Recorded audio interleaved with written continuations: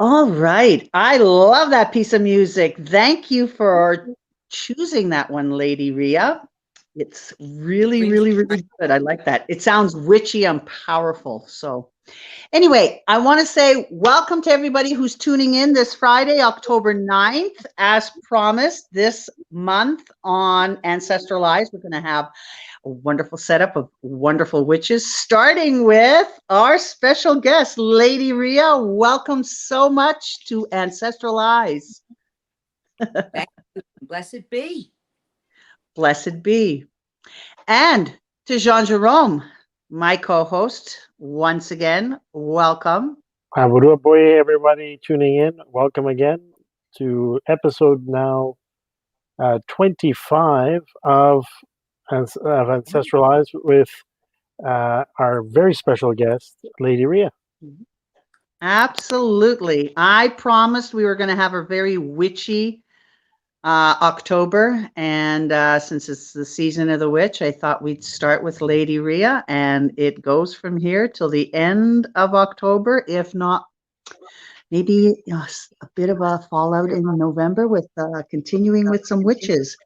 So without any further ado, I want to start my questions, if I may, Lady Rhea. So I will start with what I ask everybody, and that is concerning your journey.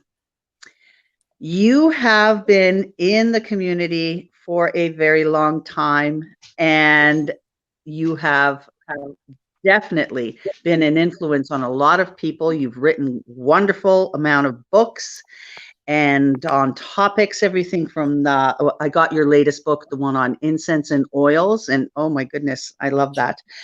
So without further ado, I wanted to ask you, how did your journey start? What was it that sparked your interest in the craft? And take it from there. I think it started with Disney. Oh. As a small child, I went to see Fantasia. I was about 5 years old when it came out. And I was completely enamored with all of the centaurs and the fairies and all the magical creatures. And inside, innately, I recognized that magic wasn't just a screen, you know, a cartoon, that magic existed. We often, the whole troop of us little girls, played pretend games with fairies. We had tea parties with the gods. Please. Nice. And my father was a very big influence because we're Italian, and he always talked about the gods of Italy, because he wanted us to understand the mythology and the history. And we would pretend. Nice. He this thing called it's in my enchanted formulary about there's an oil called ambrosia. Ambrosia was my father's influence with this. Is he loved ice cream, and he loved it with fruit. So he would get a big bowl and he would fill it with ice cream, and he would cut up fresh fruit, nectarines, peaches, plums, cherries, all on top. And nice. Me and my two sisters, we were 3 girls. He would tell us, "This is the food of the gods. It's called ambrosia." And we would pretend to be goddesses. He had 3 Venuses, of course. We were all in love with Venus. And at the I same love it. a movie came out about a statue of Venus coming alive and Oh, making the world crazy. And uh-huh, it's a uh-huh, very old movie. And there were a lot of fantasy movies done at that time. Mr. Peabody and the Mermaid was an earlier one. I Married a Witch with uh-huh. Veronica Lake. Then, of course, there was a Bell Book and Candle came out later on, which Yes, yes, I remember that one. and this was all before we were able to discover the craft. But Uh-huh. we pretended to be magical creatures, gods, goddesses, mythical beings in our Mm-hmm. play. And I really feel that Peter Pan, Snow White, Sleeping Beauty, Uh-huh. Fantasia, Peter Pan, I want you to know I was about 5 years old at the same time it came out, around the same time as Anastasia. I actually clapped my hands red to believe in fairies in the theater. I'll never forget. And it wasn't like today where you could see these movies. Back then, you went to the theater once, you Yeah, got to see it, and that was it. You had to retain yeah, everything in memory of what you witnessed. absolutely. It wasn't like we could repeat it over and over again. And even on a No. Sunday, the Disney Channel was a big thing on Sunday night at 7 o'clock. Uh-huh. They play these types of cartoon movies very often because they were really very special, very not oftenly played. Mm-hmm. So the animated films were played less, and Mm-hmm. Mm-hmm. just it started from there, and then by time I was about 12, I started reading playing cards on my own, just intuitively. There were no books out back then. And the only Interesting. I could find about witchcraft in the Uh-huh. library was about the Salem witch trials, which Oh, okay. Okay. was a very And sad thing. Same age, about 12, and I was exploring, mm-hmm. looking, being a witch. And Mm-hmm. then Mm-hmm. around 71 or so, What Witches Do came out, as well Mm-hmm. as Magic, Witchcraft, and a bunch of other books. And I got into a book club for a penny. Okay. You Oh, sent really? it, and they gave you 6 books of your choice for free, but you had to buy 4 more books in the year. It was a book club deal. And Oh, okay. I bought What Witches Do. And so Uh-huh. by time in 72, 73, I was ready to be initiated. I was already aware of what was going on, how it worked, how it operated. And Who was that book by? Stuart That Farrar. who? Sorry.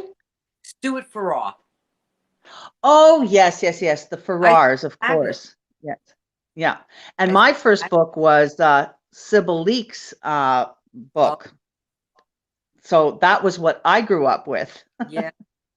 She was about the same time. She came out a little later. And Yeah.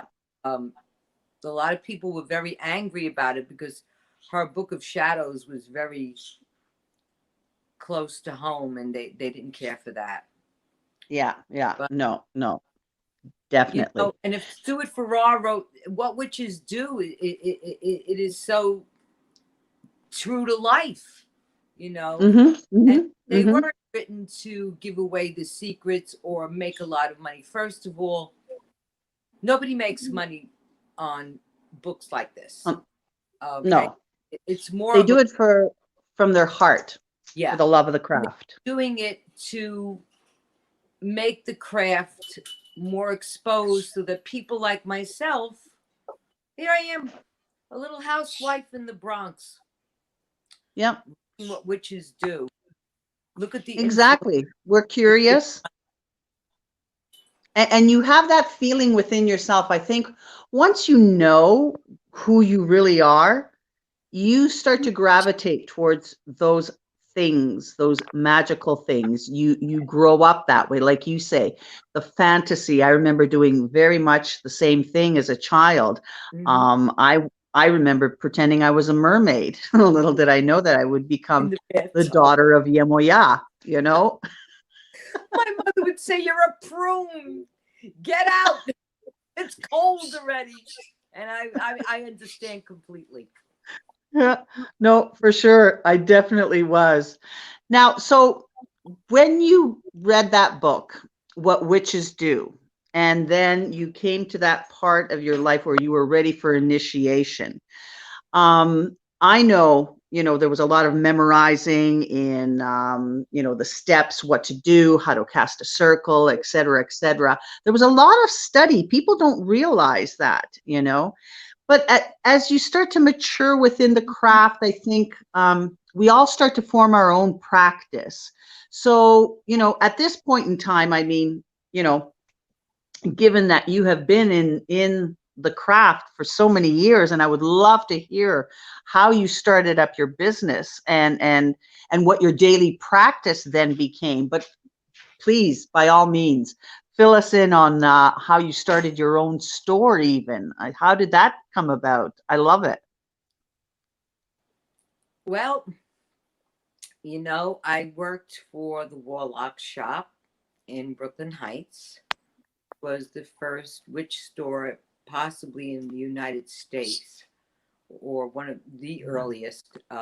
As far as I know, it was the first or second one. I think Pants Pipes in California opened up about the same year, a year or two before. Herman Slater, who opened up the Warlock Shop, actually worked for Weiser's Books. Weiser's bookstore in Manhattan and Chelsea was a regular bookstore, but the son was very interested in Middle Eastern and Eastern magic and Hinduism and occultism. So he started kind of shop in the basement of Weiser's. And then later on, Weiser became known as a very occult bookstore as the years progressed. But Herman worked for him, and he got the idea to open up a witch store. And his first store was actually on West 4th Street. And I met him there, and then he disappeared because we were always in the village. And then I decided one day that I wanted a crystal ball. And so I remembered seeing the Warlock Shop advertised in the Village Voice. And it was in Brooklyn, Brooklyn When was was like, that? huh? When Brooklyn, was that? Was that in the 70s? I'm sorry? When was that? Was that in the 70s 72. or the 80s? 1972. All right. Then he moved. That's where I got initiated. Then he moved and opened up the Magickal Childe on 19th Street. And I went back to work for him. This time as a full-time psychic and store floor manager. And Carol, my partner at the time, my wife, and I both ended up working there. But we always wanted our own store. And it was very difficult. We were supposed to buy the Magickal Childe. And we were putting aside money. We were raising money to buy the child from him. And then he said to me, I changed my mind. And then later on, I learned that this was orphan. He was selling it all the time and then changing his mind. But we didn't change our minds. So good for you. In 1982, we went and took a place and told him. He was very upset at the beginning. And then Jim Wasserman, the OTO, head of the OTO now, went to him and said, Herman, you got to stop being mad at the girls. You have a supermarket. They have a deli. So they got Herman to come down to Enchantments and sit in the backyard. And we had a good time and we made up. And from then on, it was like about 2 months later, the two stores actually helped one another. Mostly we didn't carry what Herman had. We would tell them, go to the child. Or Herman would say, oh, you want that? Go see, Rhea and Carol. They're in Nice. Nice. And the store was so very supportive. undertaking. Yeah. So quite the community. Like when you think about back in the 60s and the 70s, there was that movement, that witchy movement coming into play. And I remember even in Toronto, there were your foregoing stores, the occult shop was starting to formulate in that. And once everybody kind of, realized that this was here to stay and this was an actual spiritual path, it really kind of made its home, and everybody kind of sat up and took notice, just like they did in New York, and little did we know, here we are, right? We've become the elders of the craft. So I'd like to know the story about your glitter candles. I love that story. I thought it was so wonderful. So take me through that story and how that started, and what a success it's become. Well, it was, necessity is the mother of invention. So I was the floor manager, and Herman had ordered cases of candles that were straight poured in the glass 7-day. They were very popular in that time. People liked using them for circle, for altar candles, because we usually put 2 candles on the altar, and instead of using tapers, which we still use, a lot of people like that because they can blow them out at the end of circle and it didn't spill wax all over the place. Exactly, and they were great for quarter candles. Yeah, cleaning wax off floors is a big problem. So that is how that got started. So when the delivery came, he had gone to lunch, and he had said to me, "I left you a blank check signed. When they bring in the delivery, you know what to do: count the cases, fill in the amount, and give it to them." I never gave out checks. I only counted in merchandise. So I would have no idea that the amount that they were telling me was way higher, or I would have noticed the mistake. So I counted 26 cases, filled in the amount, gave them the check, and I'm in the back doing a reading. Now, readings were done on a very small round cocktail table like you see in the nightclubs and the bars. It was a very small table. And most of us used the actually the pocket size Rider Waite because the table was so small. So I put the cards and they're on the table, and beyond me is the oil office, which was actually a I would have to say like a counter with shelving that held oils, and you stepped behind the counter, and behind the counter, which was open, was all the shelving with all the oils, and we had index cards for all the files for the oils. I have a bird, by the way. You hear him now and then.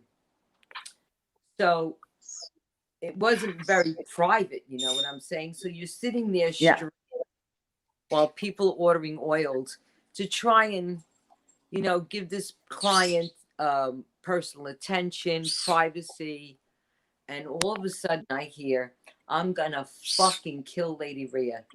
And I said, "Why am I dying? What did I do? Why is he cursing? Oh, this is not good." Now you have a client in front of you, your stomach just dropped to your feet because your boss is going to kill you. And Herman had a temper. So I said, "That's it, I get fired." So I'm looking at him and I'm like, "Herman, what's wrong?"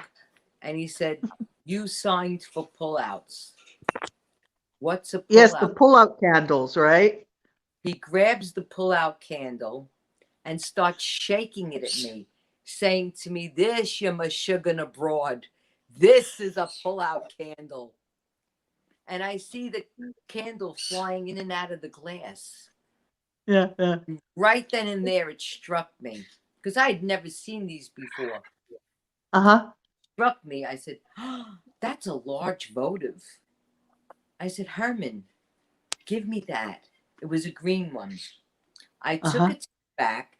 Now, we had X-Actos in the oil office because we did a lot of our own magazine publications. So we were always doing cut and paste. Right. Magickal Childe. I Yeah. remember that. I grabbed the X-Acto because I was very used to using it by now. And I started carving a pyramid, like the dollar bill, right into the. And then I did a dollar sign on the other side. And we had gold glitter, you know. Glitter went a lot of different things. You know, we tops into of fairy dust and all sorts of things. Yeah. So I took wax paper, I laid it down, I took the gold glitter, I put it all over the wax paper, I oiled the entire candle, and I rolled it like this in gold glitter. And the woman was not financially in a bad way. She had 3 kids. She just left her husband. She didn't really even have money. And mostly we sold spell kits with readings, and they were $25. She didn't have $25, you know, and she really needed help. Yeah. So I go up front with the candle. I put it up on the counter, and he's grumbling at me, you know. I'm going to die. And I said, Herman, how much? And he started what we called the happy dance. Herman had a happy dance in his chair that went sort of like, $3. And I said, sold. I sold everything. I carved all 26 cases. I started carving candles like a lunatic. He loved it. Clients loved it. The price was great. He made his money on the deal. He was happy. And then I started keeping index cards on what I was carving. And then excellent. That was 1979. In 82, I left. And we opened Enchantments, and then I was doing candles there. But by that time, I was already hand glittering the candles, not just rolling them, but hand glittering them. And let me explain to you, the hand glitter was with the chunky glitter. So really, hand glittering those designs with chunky glitter was not as easy as when I discovered the fine glitter in the 80s. Monique, could you bring me a candle to show? Yeah. I'm going to show you a candle with fine glitter. We're making them before you came. Okay. He's like, here it comes. Here comes the glitter. This is an enchanted candle. This is a solar blast. See, the fine glitter allows you to do more. I hope you can more see defined. It. Yes. More refined and defined candles. Right. So God. But with the that's amazing. It's beautiful, but it was never like it is now. And of course, over the years, your hand gets better at what you're doing. But then in 85, my daughter was born, and everybody was telling me since 84, you got to write this into a book. You got to write this into a book. You got to. And in 86, we published the Enchanted Candle book, and we did something very different at the time. We did indie publication, which people were not really doing, except for, of course, in the occult world, they were doing little pamphlet books. Right. But this was a workbook, and it was a unique situation. The first book sold groundbreaking. Definitely groundbreaking, for sure. Yeah. You know, I can only imagine. Fascinating. You don't know. And I hope a lot of people hear this tonight, especially the younger ones. At the time, you're living you don't know that you're making history. You don't Nope. know making groundbreaking things. You're just doing what you have to do to survive, to create the magic, to give the magic to the people. I did not know at that No, time absolutely. I was making history or would create something that has influenced many people now make my candles. Absolutely. Didn't know at that time that that's what I was doing. I was just making magic. As a matter of fact, I didn't even recognize it as an art until the 90s when some client said to me, you know, this is really, people had said to me, it's a beautiful art, but I never thought of it as art. And one day a client said to me, you know, Lady Rhea, this is really beautiful art. You are an artist. And I said, yeah. Absolutely. And they said, yeah. I said, I never thought about it that way. I always thought about being a magician. I never thought about it being spiritual candle art. But that's what it is. It's spiritual candle art. It is. It definitely is. And it's a beautiful piece of work, you know. Now, I know that you also, with your mentor, we had spoken about Ed Buczynski, right? And he was, yeah, Buczynski, right? Polish. Sorry? Buczynski. Yes. Buczynski, right. So he being your mentor, did he take you through all of your magical initiations? How was he, you know, how was he instrumental to you and in your craft and your practice? My love. Was he?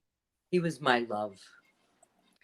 Those of us, even to this day, his children that have continued on, that never met him, always say to me, I would have loved to have known him, to met him. And I can't tell them how magnificent he was. It was like when he walked, you felt like all these little magical creatures were just falling off of his body and trailing behind him. It was amazing, man. Wow. Amazing. Wow. And we lost one of the best, very young. But he was my initiator. He elevated me. He taught me magic. He taught me a lot about magic, and we later on, Carol, and I, and several others created the Minoan Tradition, which is an all-male, all-female covens that are separate, and then they come together greater Sabbats. But he was absolutely one of the most. Herman was the business. Right. Magic. Herman was also very, very, very devoted to the Welsh tradition, to the craft, to the gods, to the ways. Both of them were very devoted high priests. But Herman was a businessman at the same time, where Eddie was more just strictly. He was spiritual. Yeah, I just want to do magic, you know. Yeah. He didn't sit at a register. He had no interest in it. And this is Ed Buczynski of the Buczynski. Gardnerian lineage of the craft. Yes. Right? The Welsh and English, I believe. Welsh. And in that, he was initiated. He was a full Welsh traditional high priest. He was full Gardnerian high priest. But the Gardnerians had an issue with him being gay and being an operating high priest. So that's when he started the New York Wicca. It's actually a Gardnerian book. He changed one or two things about the altar, but the god and goddess names for first degree, for third degree, absolutely the same.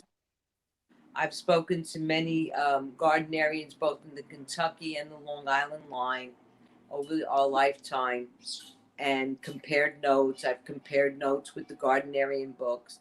It's the same book, but he did it because they didn't want to accept him, so he said, "Okay, I'll do it I'll do it my way. And actually, hmm I have to say, and one of the things that I love about the New York Wicca tradition, that's even though it's Gardnerian, the differences in how he conducts the altar, really I love, and I hmm feel it's very inspiring. More. Let me say, not inspiring is the wrong word. More conducive to what hmm you're doing in the circle. So he was Right. very brilliant. hmm And I was talking to you the other day, like I've included Right. in Mercury to call down the goddess or the god into the priest or high priestess, because that's the messenger of the gods. So you should have a messenger. I believe so. I agree. We've spoken about that. Yeah. And letting the gods know they're calling you. Hello. Yeah. Hello? Yeah. Hello, this Knock, is knock. T-Mobile calling. Yeah. No, for sure. Now, this tradition, the Minoan tradition that he had started, and it being a variance of the British traditional witchcraft, okay. You yourself were instrumental in starting up the New York Coven of Witches, and you led the New York Coven of Witches, and you Still do. started that up. Can you tell us a little about that, Lady Rhea? I inherited the New York Coven of Witches from Ed Buczynski. Right. Okay. He gave Okay. me third, and I was married to David, my high priest and husband at the time. He said, "Okay, you two are now going to run the New York Coven of Witches, and I'm going to retire to do other things," which he was an Aquarian. So it was very much of his nature, like he loved consuming it all, and then, okay, I'm done, and I'm I'm done. off. I'm finished. He always had some other interests going. So in Very creative. 74, around that time, 75, he retired from it and gave it to David and I. David and I carried it on, and then we separated, and I met Carol, and we got together. We opened up Enchantments later, and we continued on the tradition, and then we also did the Minoan tradition. But we've done both traditions. I've done both traditions all my life. Currently, I'm still the mother of the New York Coven of Witches, but I do have a beautiful acting high priestess, Lori Bizzarro, who also runs the Temple of Hecate in New York, the founder of it, and Alexander Cabot, Vinnie Apple, Gary Sudo. These are some of the high priests that we do work with. And I do both, you know. Excellent. I love them. No, But right New now, York has always been sort of, New York has always been very forefront in the craft and always well known for the craft. So, you know, I appreciate everything that you yourself, Ed Buczynski, etc., have done for the craft. You know, truly, it's remarkable. Let's not forget Herman Slater. Even though he was the businessman, he was still a very devoted to the Welsh tradition. Herman, after Eddie left the store, continued helping covens. We didn't have the internet. We didn't have Witchbox, which I'm so sorry to have seen retire. We didn't have Facebook. We didn't have a lot. You know, we had stores. Stores with temples held pagan ways. Pagan ways were where other coven high priests and high priestess would come and visit, teach, meet other people, and say, "Oh, you know, I think I could work with this person," Or we also had bulletin boards, both in Enchantments and the Child, where covens Exactly. posted, are you living in this area? We're running a Welsh coven. We're running a Guard coven, a New York Wicca coven. So, yeah, it was a lot of networking. And Herman was fabulous for this. He also was an instigator. I loved him, but he was an instigator. In what Someone, way? okay, so if people were getting too cozy and not really broadening out there, he would say to me, "Watch this, Toots." And I said, "Herman, what are you going to do?" I would get nervous, you know? And he would say to me, "Watch." And he would start a rumor with the slightest thread of truth to it.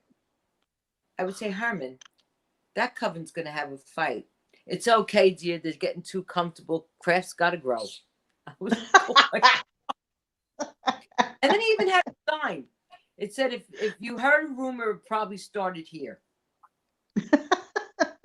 He also had another sign that said, "Buy or buy." He did not like people using his books for a library. And I didn't blame him. People would come in, actually dog ear a book, and come back to later. You'd have a fit. Rather than buy the book, right? That's why he had that. I don't blame him. Buy or buy.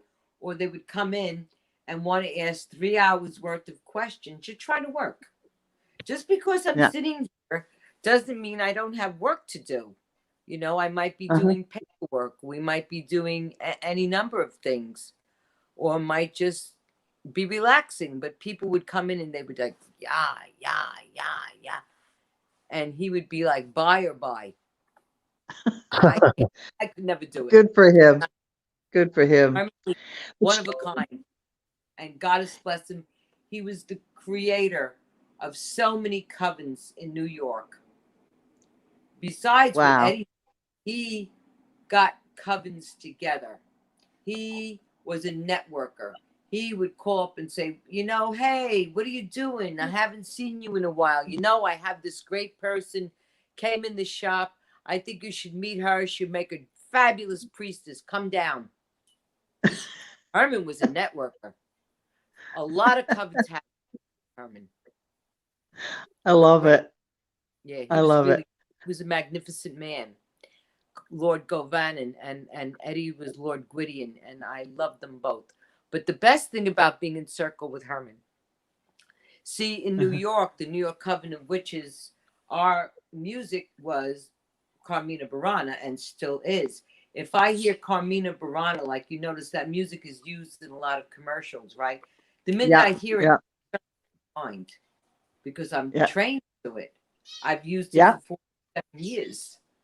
So, but back in the day, we had record players and we had albums. So Carmina Burana was on an album, and we'd be in circle, and it would play to the end. Herman was priceless. He would say, "I got it." He would cut out of circle, go and start the record from the beginning all over again. So Herman was in charge of the music. He always start the record player all over again. The mood maker. Yeah. Oh my God. I love it. But you know, that's how it was done back in the day. You know, like you said, there was no internet. There was no, you know, Google or anything like that. You pretty well, if there was a shop, an occult shop set up, or a witchy shop, that was the go-to place. That's where you went to find if there were any, you know, other covens, what was going on, how do you connect with other witches, you know, all the social events, everything was done through that. You know, if there was any teaching to be done or covens to be formed, everybody just went straight to the occult shops. Yeah, bulletin boards were very famous for bulletin boards, and absolutely like Herman that made people connect, made people meet, encouraged Yeah. When I went to the Warlock Shop, he said to me, next Sunday we're having a pagan way, come. So I look him, this is my first visit there. I look at him like this and I said, are there going to be Satanists there? Because if there are, I'm not coming. No, you're going to meet other witches and high priestess. And I said, like what witches do? He said, exactly. I walked through that door that Sunday in Kay Flagg's apartment in Brooklyn Heights, and I never walked out. That Sunday that I went to Pagan Way has been the rest of my life. Wow. Yeah. And when it's your calling like this, and what's so sad is I've met women in their 50s, and they'll say to me, no, I was interested in this all my life, but my father, my mother, my husband, my kids, I couldn't do this. And I feel bad that they were oppressed from being their true selves. Or I've met women who say to me, my husband always says I'm a witch. Whatever I say happens. And I'm like, no, you're a psychic.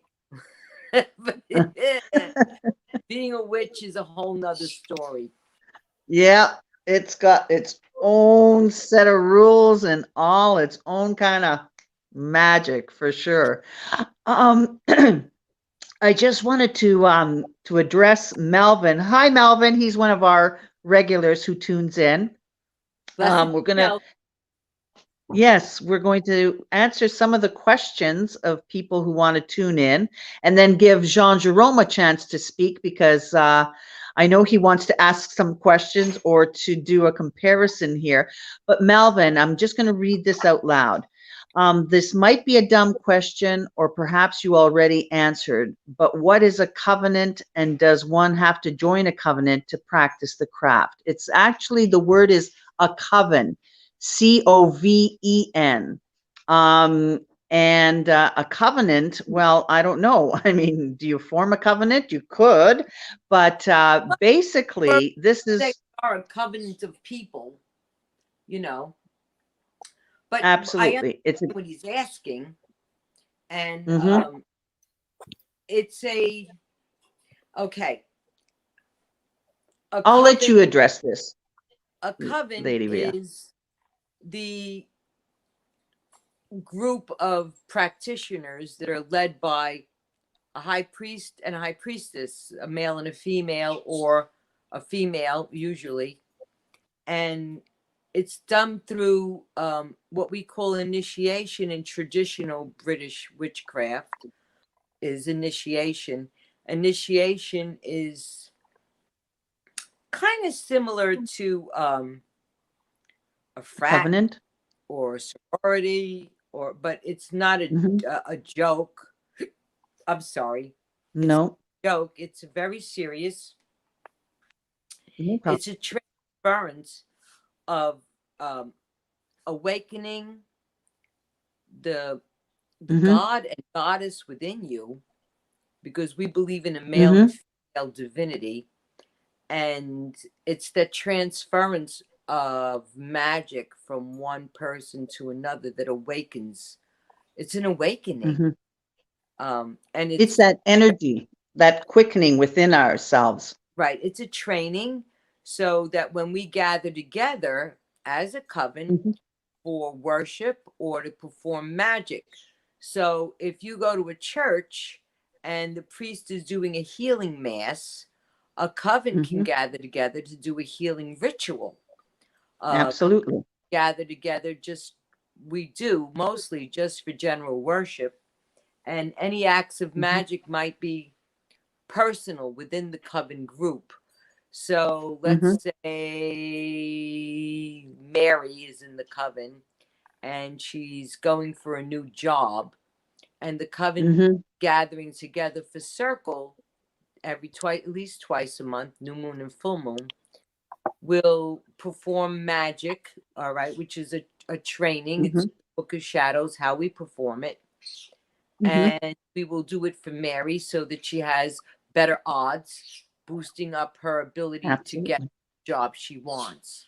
So it works like that. We do a lot of healing work. we're not for hire in that sense. It's not like there are spiritual groups that are work and do magic and cleansings and things like that. Covens don't particularly do that type of work. This is more personal inner work. And if someone, let's say someone says to me, Lady Rhea, you know, my child is desperately sick and I need help. I can personally do prayers, and I do that person. I do invocations for people, but Coven don't charge. All right. So if I ask Coven, can we, when we gather together, can we include a healing for this child? Which we do. Absolutely. We've done that. He's doing very well. He had a bone marrow transplant. He's 18 months old. And wow. It looked touch and go there for a while, and we were all like, scrambling on virtual. Which we have to do now. And he's recovering. He's beautiful. He's laughing. Nice. He's home. Nice. Nice. So, but that's what Coven is the family group. And that's right. There can be many covens, all of us all honoring the same god and goddess names, because those are secret. We do not publish them. We do not share them. We do not speak of them. Only to initiated. That's it. Absolutely. And that's within the coven members. So basically the coven becomes a family. And so anything that affects the family, like you said, if there's a healing or someone's looking for a job, then of course we're all going to pool together within the coven and utilize our energies together to make things happen. That is practicing our craft. And practicing a craft also could be something else as well, because it really depends on why the coven is coming together. There's always set intention. We know that prior going into a coven. So I hope that's answered your question, Melvin. Now I'm going to turn around. Thing about it too. We do have full a book of shadows, and that this is where the rituals are written out. We have laws. We do have laws we must adhere to. Okay, and in our book of shadows, the New York Coven of Witches, New York Wicca, and most all Gardnerian books, Welsh books of shadows, different traditions, all have certain laws about not charging. I don't charge, and we never have charged anyone to learn the craft in order to be initiated. I can charge someone to take a class on the craft, but that doesn't mean that they're coming into my coven. If you're coming into my coven, you are trained free. You're never charged. That's right. I want to make Thank you. We do have that's right. To abide by, including one of them says we must abide by the laws of the land. So we're very strict with that. About absolutely, being awful, being mindful, and you harm none. Very important. First law. That's right. Harm none. Do what ye will, but harm none. Absolutely. No, so, and we're not guns for hire. No, we're not. But our individual practices, that's completely different. But within a coven, when you're coming into the coven, like you said, we cannot charge for what we do. We do not charge when we initiate, because what you're basically doing is you're accepting someone into the coven mind, but you're also accepting someone into that family, that witch family. And there is no cost associated with that. Not ever. There can't be. Right.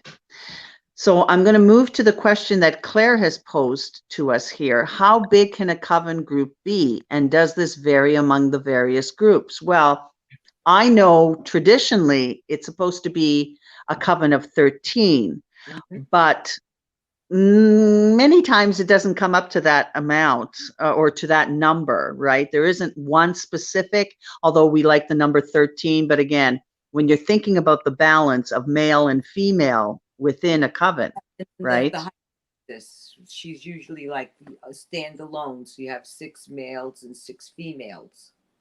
Mm-hmm. One of those males would have to be her high priest. That's so right. It starts, but in my way of thinking and the way I've done it all these years, if I initiate you, you can't rewrite history. You're mine for life. That's right. You keep your vow, you keep your oath, and you're okay. I've never had anyone break their vow or break their oath. So I have hundreds and downlines. I mean, every time. So let's say, for example, I took in Jerome, and let's say, for example, I take in Jerome. My battery is dying, so we're gonna have to fix this. If I take in Jerome and he leaves and he makes a coven, then he makes me what we call a witch queen. That's right. So there are many covens underneath covens underneath covens. I've met people that say to me, I'm 5 times removed from you, 6 times removed from you. That means there's been 6 generations of covens that have been created. So, but the actual working group is usually, like you said, no more than 13. But when we have large gatherings, people who were initiated over the years, it tends to be where we have to say, God bless my daughter here, my witch daughter, Monique. She's not my physical daughter, but she's coming in with a charger to save us from. Perfect. Thank you, Monique. And welcome, everyone. Awesome. There is back this way, behind this. So we'll just have a gathering of 40 or 50 of us that have been involved with me for 30, 40 years. So and the other thing too to remember is that with initiation, it's female to male. So you would teach a male and initiate a male, and vice versa. A male would teach a female and initiate a female. Exactly. But I'm sliding here. But we found in the New York Wicca, we also have a different law that allows same-sex initiation, even if it's male and female group. So I can bring in another female, I can bring in another male, but usually the males don't bring in men. They leave that to the High Priestess. But it's kind of a gray area. In our history, as you well know, there have been plenty of High Priestesses that had to initiate a male, then give him second and third so that he could be present during the initiation to make it a valid Gardnerian initiation. So there are things that switch back and forth like that. The Gardnerians and the Alexandrians, they have more of a traditional, there's more rules that they adhere to. So it becomes a little more strict and restrictive, I would say, in how they do things. But that's just how they do things. Well, so Jean, go ahead, Lady Rhea. Well, you know, I call myself a Wickaboo. I don't know if you were able to see the altar behind me. I have a Buddhist altar. I'm one Yes, of, let's talk about the Wickaboo. Love that phrase. well, I created it because that's what I am. I discovered Buddhism in the 70s, and then later on in the 82 was my first deep introduction to Buddhism. And one of the reasons I'm bringing it up is because Uh-huh. in Buddhism, there is a female Buddha who is behind me, Tara. That's right. Tara, when she was about to be born a Buddha, because she lived in another world system, they told her that due to her wholesome merits, she would be born as a man. And she said, there's no wisdom in this because these appellations we make male and female are really hollow. There is no male and female, there's only spirit. And we Nice. recognize in the craft that we Uh-huh. have female within us. So That's right.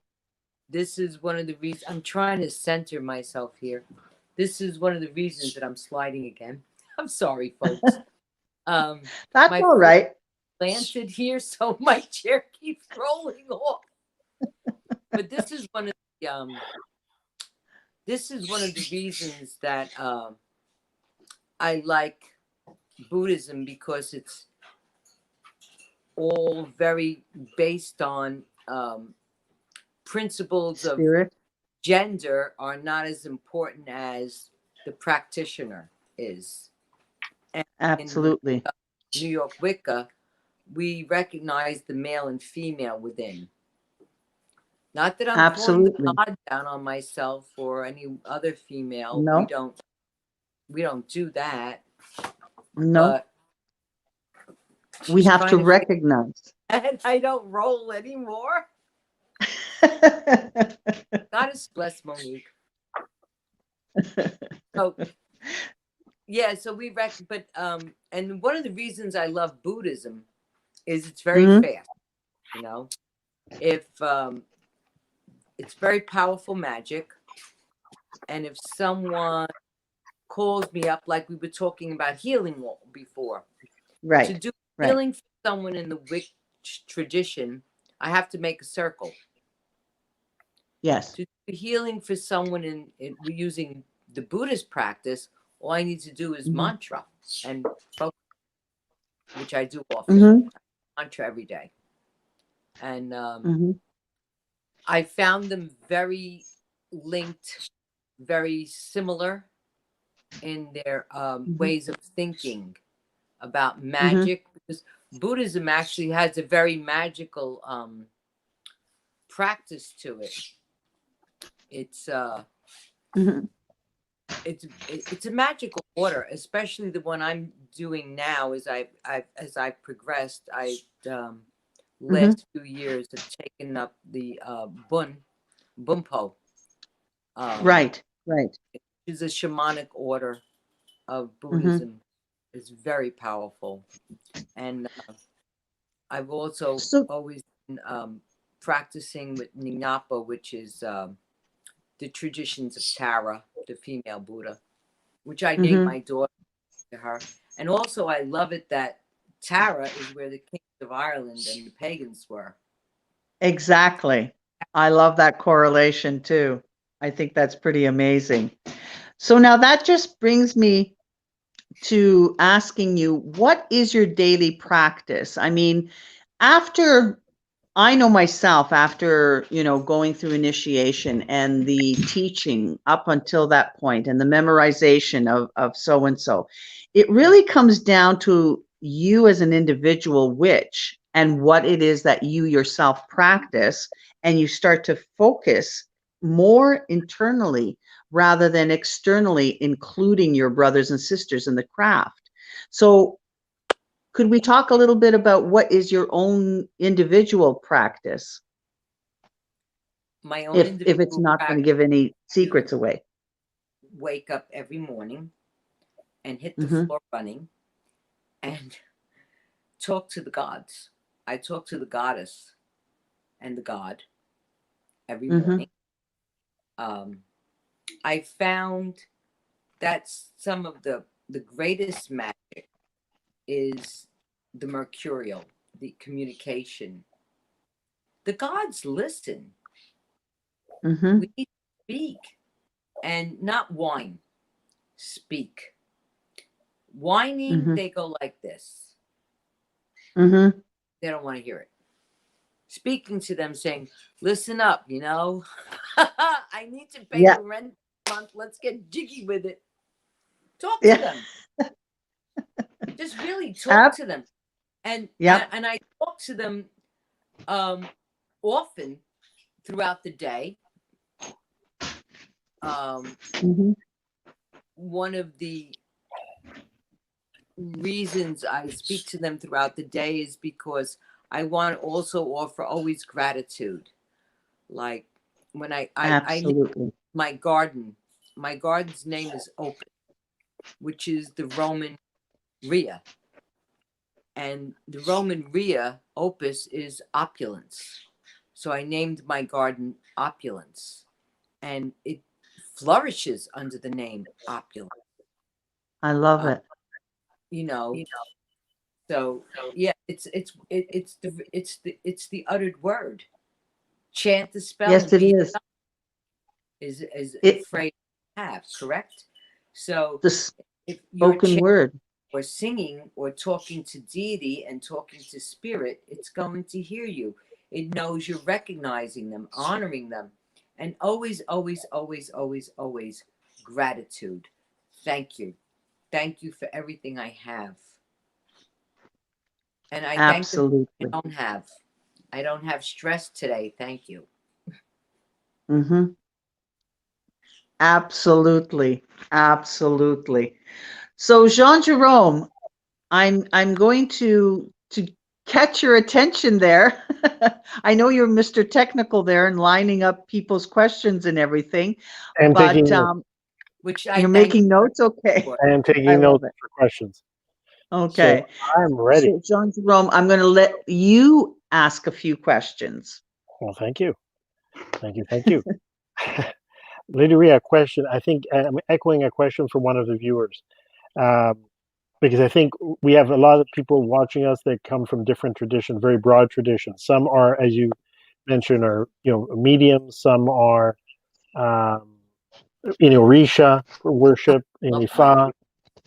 Ifa, and so we have a lot of people also in Vodun practice, both from Benin and Vodun Fa, and also from Haitian Vodou, and also we have people who are in and Voodoo from New Orleans and so forth that are watching us. So my first question was one that was actually mentioned, but and you actually made a comment on it. Many people associate, and there are two related questions. Many women, especially, associate the fact of being psychic to being a witch. Mm-hmm. And my question, and you made a very, very clear cut distinction. You said, just because you're psychic doesn't mean you're a witch.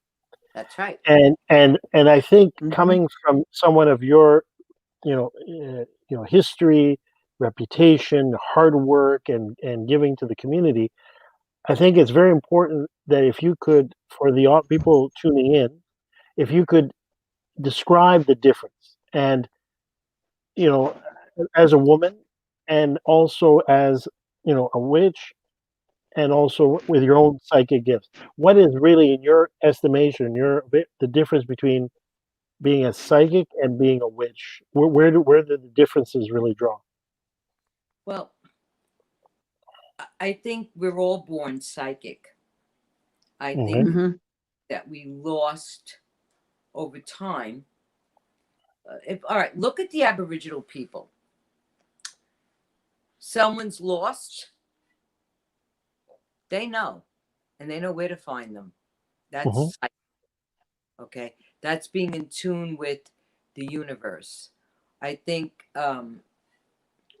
cell phones, telephones, all of this other apparatus that we've learned to use and rely on has also helped make us less psychically in tuned. But there are a lot I of, agree. and everyone, like I said, is psychic. It's a matter of wishing to develop it. Some of us have it more in our DNA, or more born with it, or take it from other lifetimes. I believe in reincarnation. The difference of a witch, though, is someone who knows how to work with spirit and with deity to make things happen. Now, that also falls under just maybe a spiritual person or a magical practitioner. There are some people that just say things and, you know, they happen and they feel like they're witches. But a witch is actually a conscious life. It's consciously we choose to be witches. It's a decision. Yes. And it's not just initiation, even though initiation is beautiful and I've been blessed to have it. Let's say I was born in Oshkosh, nowhere, and there were no Warlock shops or Magickal Childes or enchantments or internet. And I still knew that this was in me. Then it will come out. Then you will develop it. You know who even wrote about it? And I got to give her credit. J.K. Rowling. They talk about, oh, we have a witch in the family. Because she's different. She's different. Different set of communication with nature. And, you know, in the craft, we don't call our male witches, warlocks, or wizards. They're witches. So it's also in a male thing. And the Native Americans, even though there was maybe a head shaman, doesn't mean he didn't have other people that worked underneath him. People who went out and gathered the herbs. They knew what herbs to go get. People who knew how to prepare the meal or the food and things that it was a communal life. Just not the shaman, the witch, the one able to connect to spirit, to be able to speak to spirit and have spirit speak to the people. And that's also, you have to be psychic too to be a witch. It's not just your powers have to come with your being able to be psychic. You have to communicate with spirit. Exactly. Exactly. But also, many people don't like the word witch because it still carries, after all these centuries, a poor connotation. And we have fought to give it back a good name. That's why I do Witch Pride Parade every year. Yes. Yes, you do. Pride. I'm not ashamed of who I am. Not ashamed at all. You know, and nor should we. And you know, it was hard doing this in the 70s. Very hard. Just because we were hippies and things were open and all, you know, love and light and peace and not flowers didn't mean you could go around telling people you were a witch. When I first started telling some of my close friends I became a witch and joined the coven, they dropped me. I lost Absolutely. A lot of I became a lesbian. I lost more friends. People became scared, you know, the minute you mentioned that. It says, sorry, I missed church. I was busy practicing. I was busy being a lesbian and practicing witchcraft. I know that one. I think I have that T-shirt. Right. So someone bought it for me. Someone knows about our lifestyle. This is fabulous. But being a witch is. But I've met witches that are not initiated, work the craft, worship the goddess, worship the god, and they've never been initiated. And some of them are more witch than other people I met with 10 degrees. Absolutely. And I love Santeria. I love Voodoo. I love Buddhism. And when you read any of my books, you'll see that I have a conglomerate of many magical orders. Yes, you do. All working together because I call myself a Wickaboo because I do practice Buddhism every day. But you know, when I first learned about Buddhism, I thought, oh yeah, that's the people that do peace and love. You know, did anyone ever see The Taking of Pelham 123? It was a movie about a runaway train. There's this one girl, it's in the 70s. She's sitting on the train like this with the fingers up going, Om, stop. Om, stop. She was trying to use Om to stop the train. So my original idea about Buddhism was they're just peace loving, which I love because I love peace and prosperity for all. But then I started discovering what a real magical order Buddhist practice is. And then when I started really getting involved in the Bumpo, and I'm not even an infant in the working of Bumpo. Believe me, they have It's very profound. Profound. They have a 49-day dark retreat. This is where you go into a room that is completely black. There is never any light penetrating.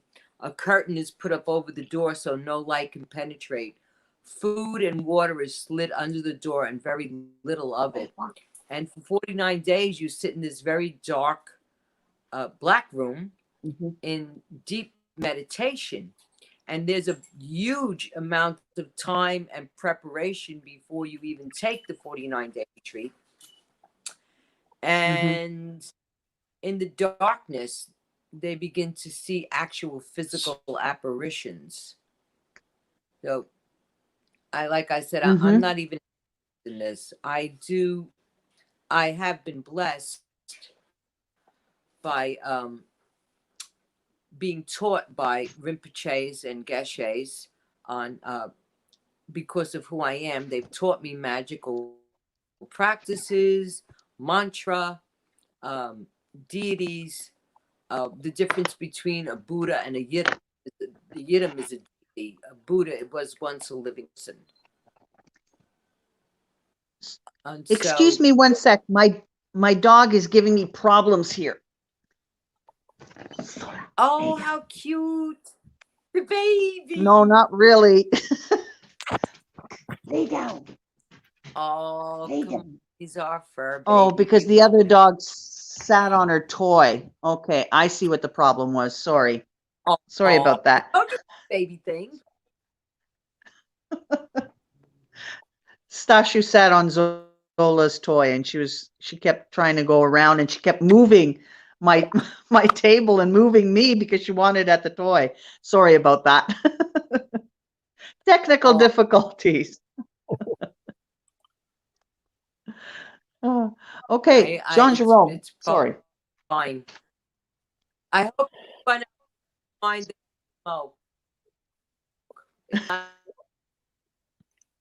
in your room. Oh, I should have done that with these two. But usually they're quiet. Usually they're good. No. Oh, we have a bit of technical difficulties. They're Rhea's connection is excited because we have.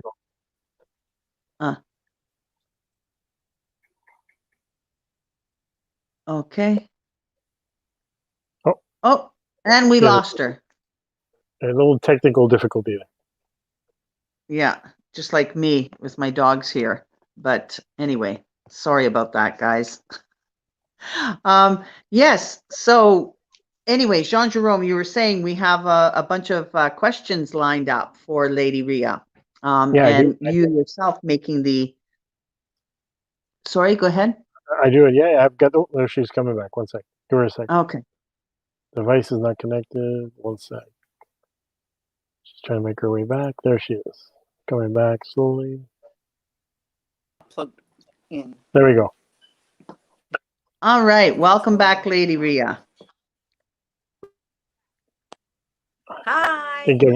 Hi, battery issue. We're making sure I connect.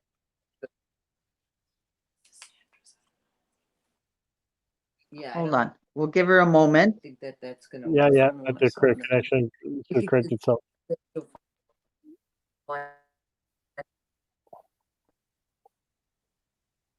Okay.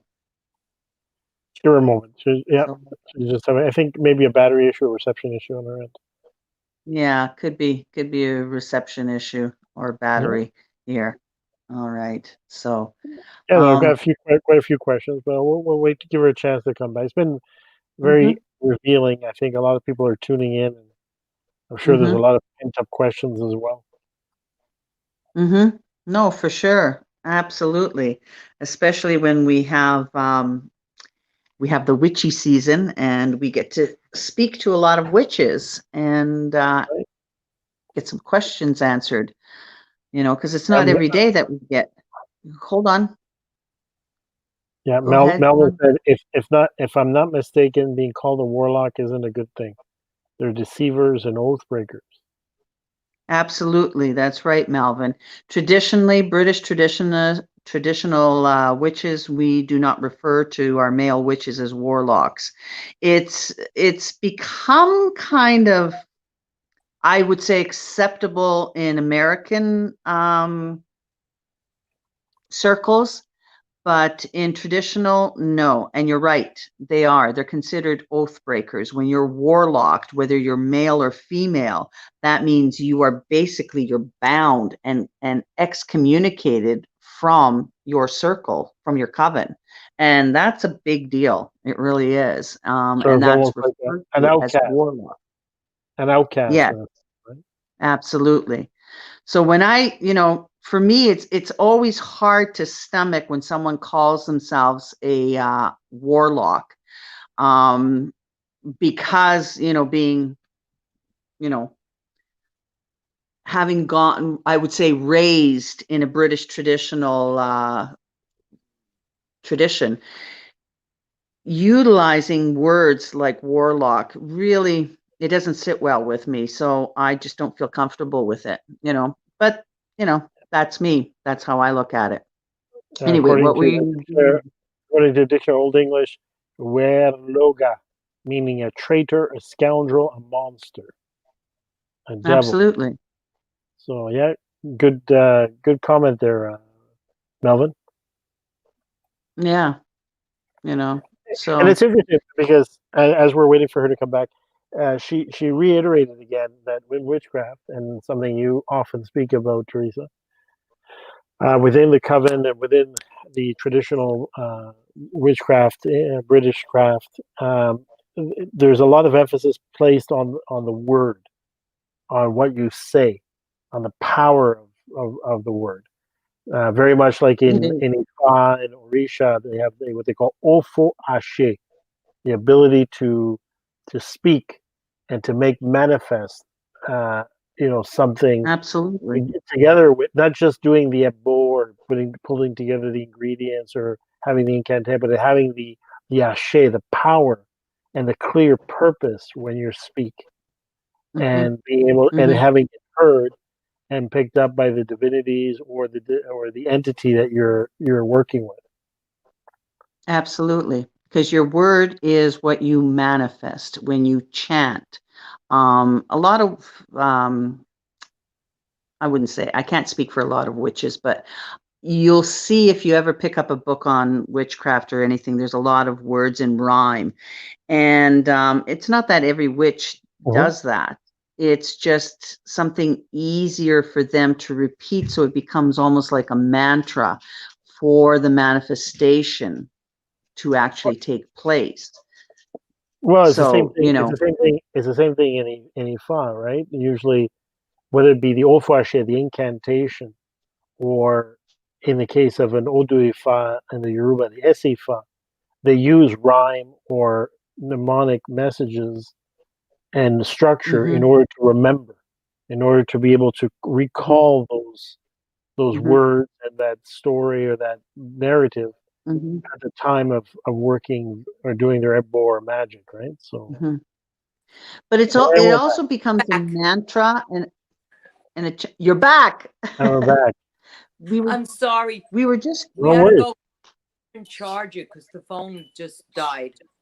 And Yeah, we it is. tried tonight with the iPad, but we couldn't. We did. Oh, please.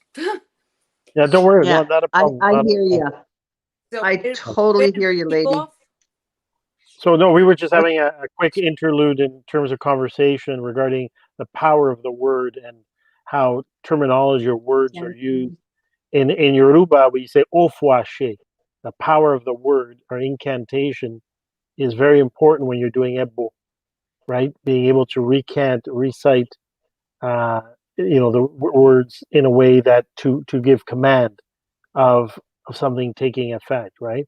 And we were also Teresa was commenting about sometimes the use of rhyme interchangeably or not.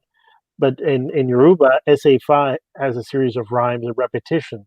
The reason is because it's an oral tradition. By repeating it many times, it becomes more likely kept in accessible memory to be able to use when Mhm. you're reciting or doing divination or doing work, right? So, Yes. Well, mantra like Mhm. Tara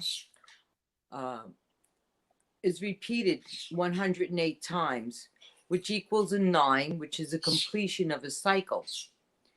And in Mhm. Buddhism, mantra is said very fast. Om tari tu tari tu swaha, om tari tu tari tu swaha, om tari tu tari tu swaha. And I once said to one of the Rinpoches, I can't do it like you. That resonation they have. Yeah, yeah. And he told me a beautiful story. And I'm going to tell you Mhm. this because it has to do with what you're saying. There was once a practicing Buddhist monk, priest, who, while Mhm. alive, became a supremely enlightened living Buddha. And all the other priests said to the master, who wasn't even a supremely enlightened, recognized Buddha, how did this happen? Because his dialect sounds like he's saying God eats dog shit. And the master smiled and said, intention. Absolutely. right, right, Absolutely. I'm right, not right, sure. right. Intention. Very good. Absolutely. Intention is everything. Mhm. So let me ask you a question, Lady Rhea. In keeping with this discussion about, you mentioned that the ability to have psychic gift is a very critical part of being able to be a witch. In the absence of, mediumship, the ability to actually see, what other divination tools do are used typically in covens or by witches in terms of divination? What are the sort of go-to tools usually? I think tarot Hmm. is the most common, and Mhm.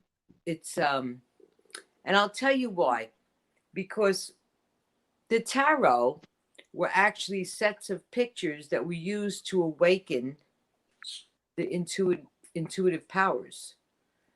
And Mhm. the more we use them, the more they speak to us. Like I found, Mhm. I'm all right. Pick any card. Give me a card. Pick a card. Any The, card. the Hierophant. Okay. Hierophant. Mhm. So the Hierophant has its strict rules of meaning. When we Mhm. look up any book, it's going to give us the same generalization of what the Hierophant represents. Right? Right, right, right. Archetype. In other words. Right. Now, but when you're reading the tarot and Mhm. the Hierophant comes up, it may begin to represent different things to you. Mhm. Mhm. So that it's going to show, it's so intricate. It will show up in the reading to give you the message to give to the client or the Mhm. querent. Mhm. Whereas I might do the same reading, give them the same information and never get that card. Right. You know what I'm Right. saying? Yeah, yeah. Mhm. So the Yep. cards tend to, after a while, have their own specific insight to us That's right. to lead to the querent, because there is nothing by chance. Even Sting has the song. He says he deals the cards as a form of meditation to see the object of chance of what it might say. Okay. Everything, the universe, there is no accidents. Everything has a No. purpose, meaningful for all 100%. place. We have choice, Meaningful but coincidences. right. But even though we have choice, we're still going to end up with the same information no matter what road we took. Right. Mhm. You understand what I'm saying? So Yes. Yep. important It's an about, individual path. Absolutely. and You need to learn what you need to learn in your lifetime. when you're doing consultation for people, before I even begin, I always ask the cards, please let me be clear and direct. Make sure Mhm. I don't wish to, it's people don't realize it, but for the psychic sitting there, you're responsible for giving someone advice. It's nerve-wracking. Mhm. I may be calm on the outside, but inside I'm saying, I hope I'm right. Oh God, please be right. Don't lead, I especially better word this correctly, right? yes, especially when people are coming to you with personal, very personal questions about their life and other people. And I've seen some pretty bad things go on. Mhm. Listen, this is New York. It's a huge city. There are Mhm. thousands of psychics here who read for a living. Mhm. May not know them all. We may not know all each other, but they're here. Mhm. They're in apartments, they're in basements, they're in stores, they're online, they read from phones. Thousands. And some of them are great. Some of them are misleading. Mhm. So I always pray, that I'm not misleading or wrong, and I'm very careful. Mhm. Someone comes in and says, "Oh, I think my boyfriend is cheating on me." Mhm. You have to be sure before you say, "Yeah." Yes. Be sure you're about to ruin somebody's It's a life. responsibility. Big Absolutely. responsibility. Absolutely. Big. And Mhm. if you're not responsible about it, then boo-hoo you. Because Mhm. you can create, everything is cause and effect. Mhm. So That's you right. cause that creates a very bad domino effect from that. You have to be really Absolutely.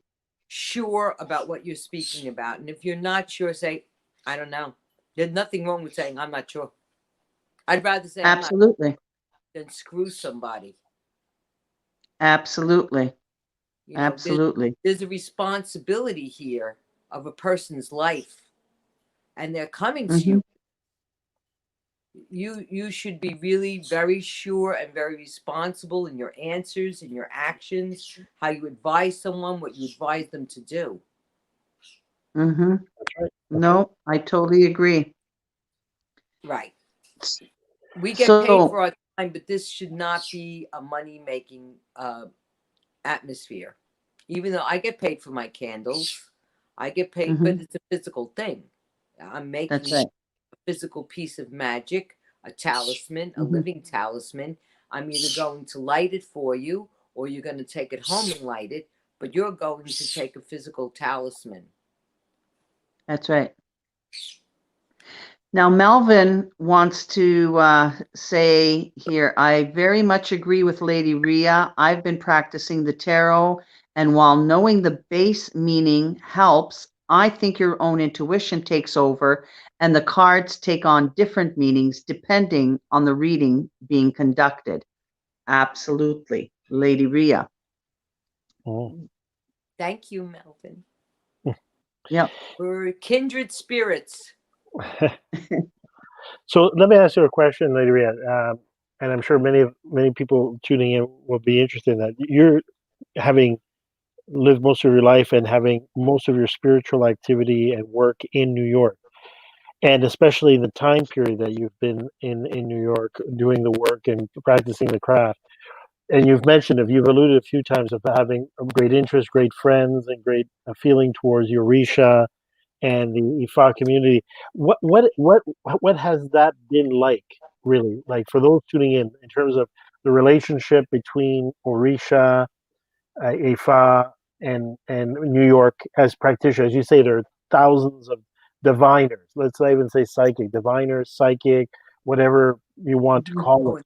But um, what has been the? You've and that mentioned a lot of, yeah, really mediums. I have to yeah, say it. yeah, Some of the best mediums in New York are in that field. right, Um, Mhm. it's naturally innate, you know, and they get drawn to it. And a lot of spiritismo uh-huh, practitioners read with dolls, with water, with fire, with uh-huh, nothing. Just sit there and just start talking, and you're like, wow, how do they know this? My first magical experiences. I grew up in the Bronx, and in 1962 is when Santeria first started really appearing in New York. I discovered it in 67, say.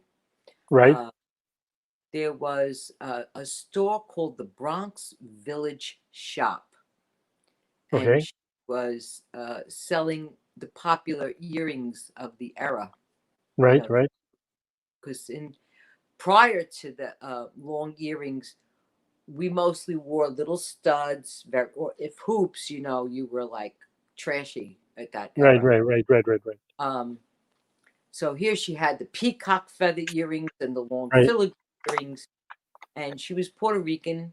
Her nickname was Chinky because she looked Chinese. She had long black hair streaked with silver. That I used to look at her and say, someday my uh-huh, hair will look like yours. I was 15.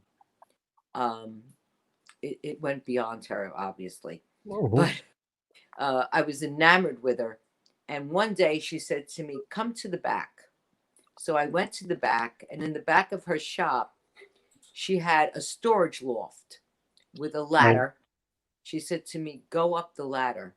I went up the ladder, and in this small storage loft was a Persian carpet, and on there were saints and gods I had never seen before. A huge goblet with water and camphor and a cigar sitting over it. Uh, Offerings of bananas, oranges, breads, candies, different things. Black virgins that I had never seen before. I'd never seen a black Madonna before, which were the regla. uh-huh, And Virgin Marys I'd never seen before because I grew up very Roman Catholic and Italian, and I was enamored.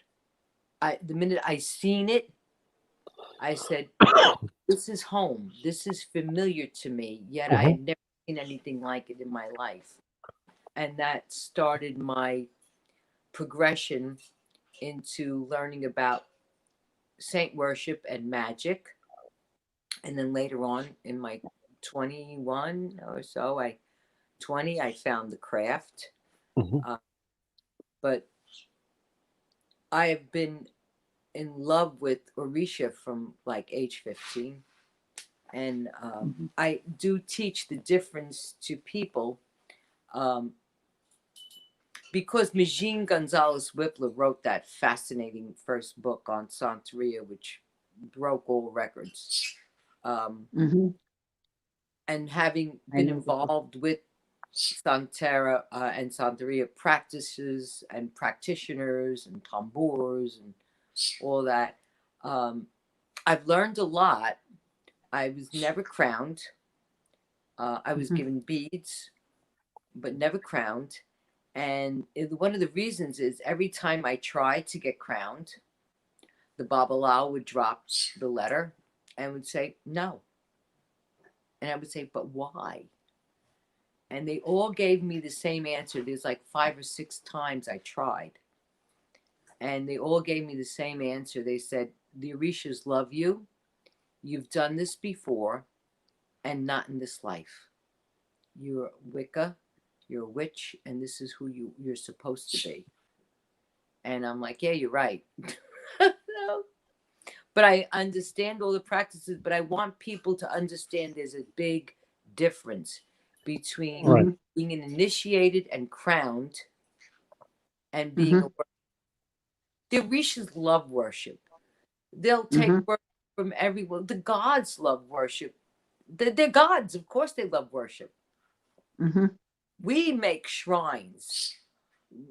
People who are not initiated, we create what we call an altar, is actually really a shrine, a devotion to a deity that we love and we want to communicate with and we want to do magic, and they will respond. But it's not the same. Far, far, far from being crowned, going through the process of initiation in Santo is tremendously different than process of being initiated into the craft. Let's face it.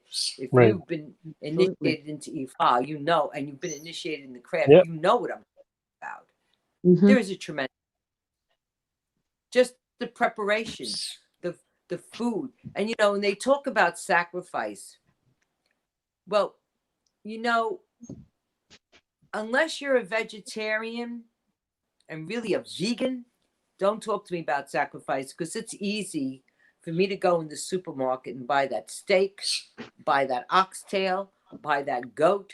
Actually, that's right. That's right. Okay, then that's right. Being sacredly, okay, offered to a deity.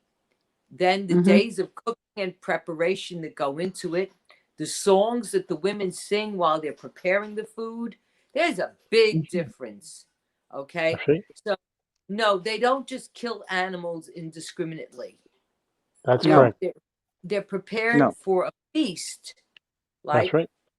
When we have initiation, we have a feast. My most recent one of the sisters that was brought in,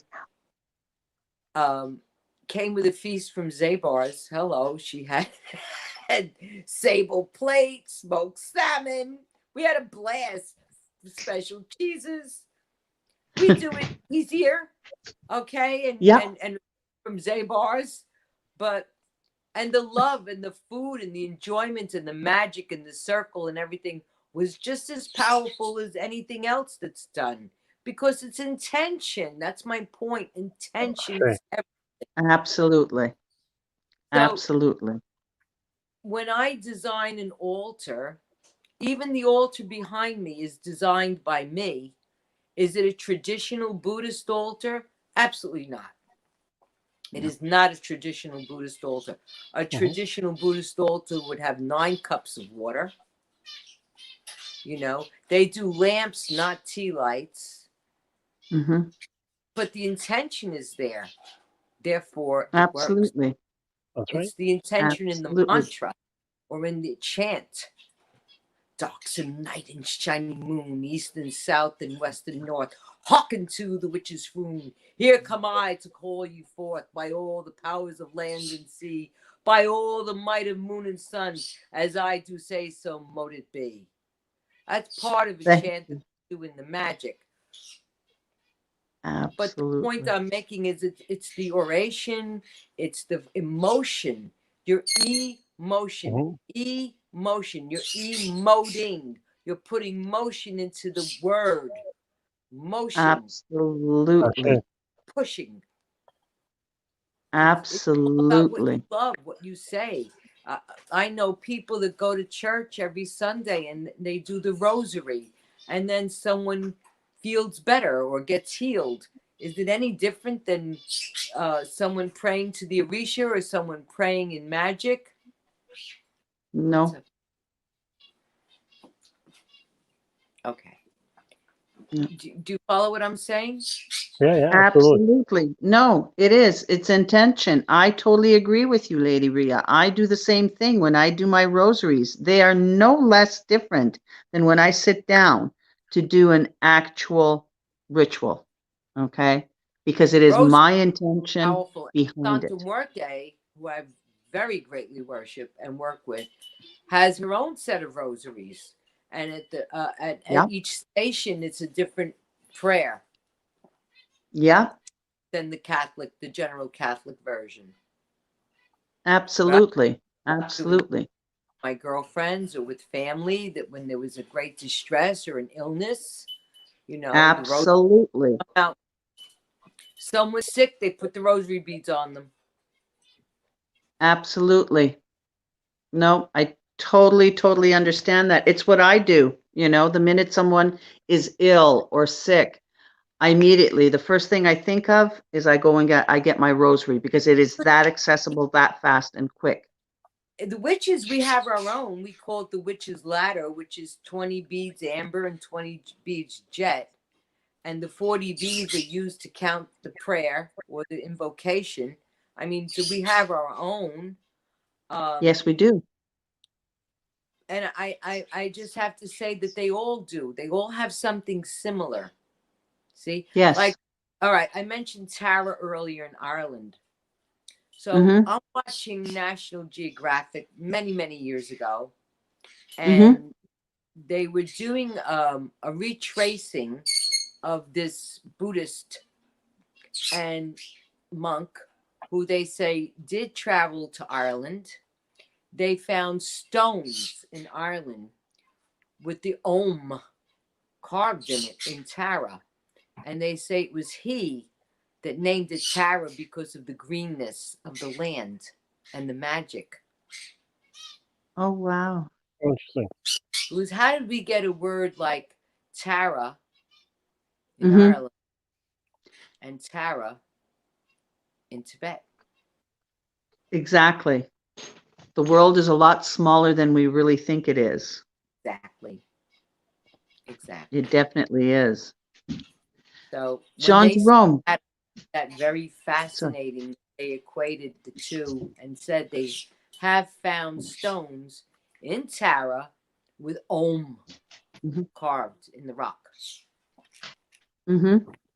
Very interesting. No, definitely. Jean-Jerome, did you have any other questions from our Yeah, viewers that are tuning in? yeah. There's a question of Sika. This is from Jay Sword. Though it Mm-hmm. says Facebook, but it's actually Jay Sword. She says, "What advice or words of wisdom would you give to people to help them get through this difficult time of the pandemic, especially when so many people are suffering?"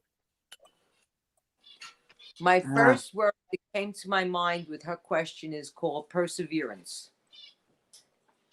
We don't know how strong we are until we have no choice but to be strong. Listen, there are a lot of days where I am so tired of this and so disgusted and so, oh, I can't take it anymore. But I don't have a choice, do I? There's no None of choice. us do. Stay strong, stay positive, stay safe. And also meditation.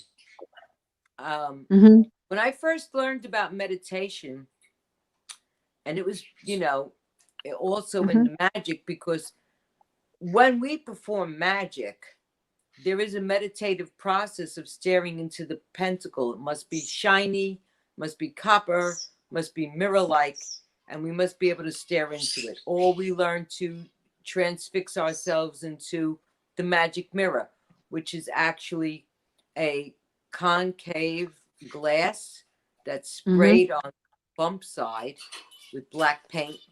And then when we Mm-hmm. look inside, it's like a black pool. It sucks you Mm-hmm. in. Mm-hmm. Crystal balls of candle flame, fires, sitting Mm-hmm. and looking at Mm-hmm. fire. All of these have become meditative processes. And meditation is a big part of that, is that it gives us a center of focus. I Mm-hmm. also believe, like I said, in talking to deity like a parent every day. every day. I talk to a lot of them. You know what happens after a while? They say, just give her what she wants and shut her the hell up.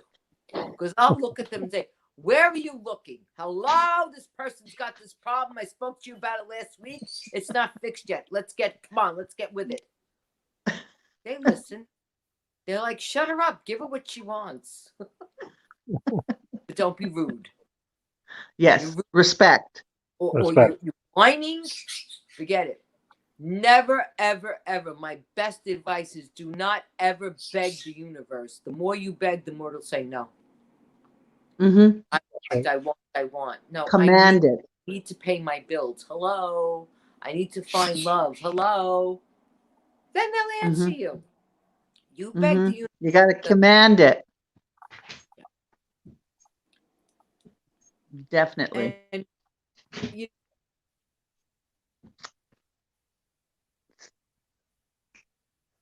Oh, and we've lost the connection again. yeah, Little bit of- Monique, could you Okay. go upstairs and tell Sandra I'm still on a call? Thank Go you. lay down. Go lay Thank down. God. We got to say thank you to Monique tonight. Yes. Yes, thank you, Thank Monique. you, Monique. She's helped us so much tonight. She has. She has. She actually has a real career besides helping me. Uh-huh. She's an architect. Oh, very good.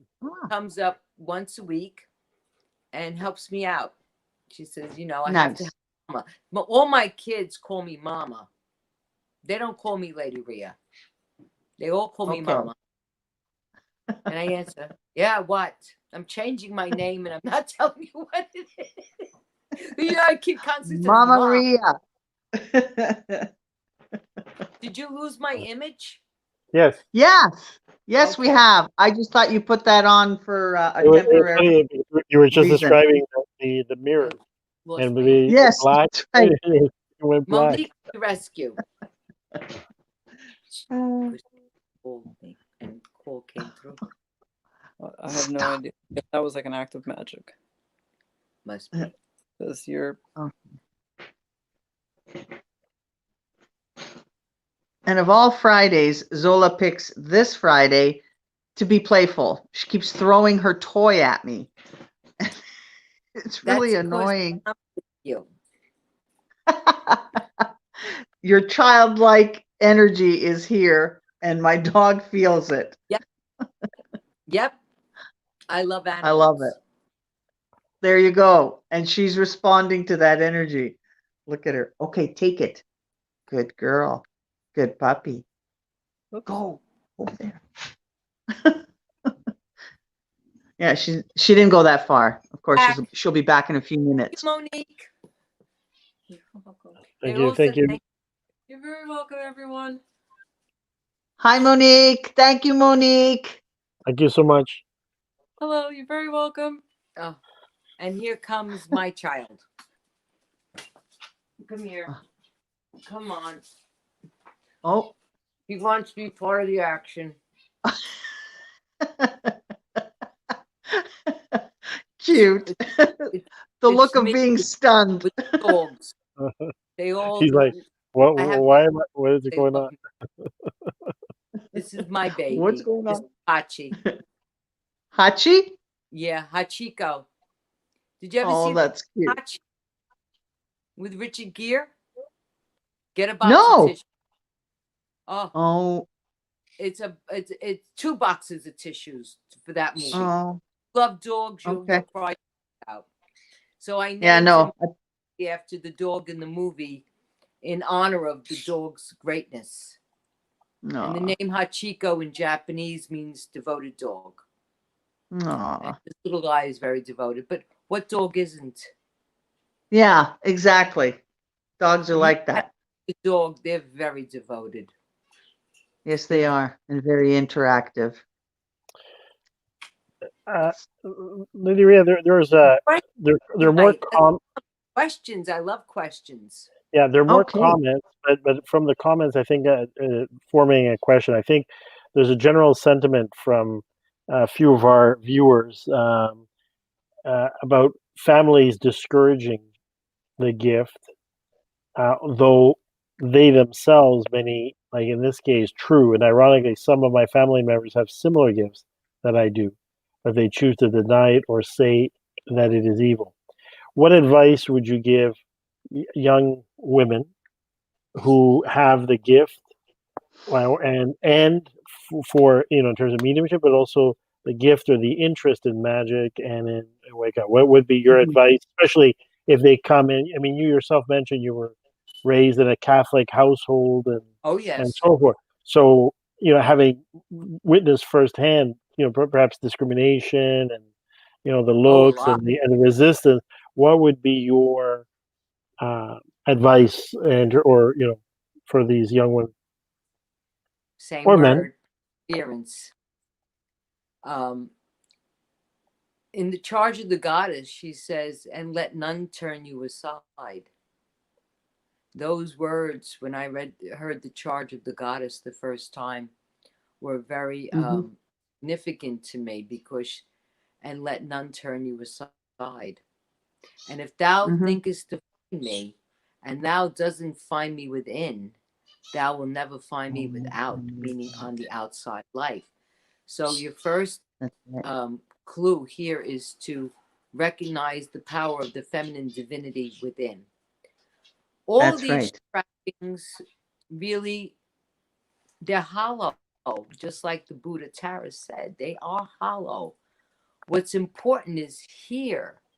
You could sit and meditate and create your own circle, your own magical world, and just tell your family, I'm just sitting and doing some meditation prayer.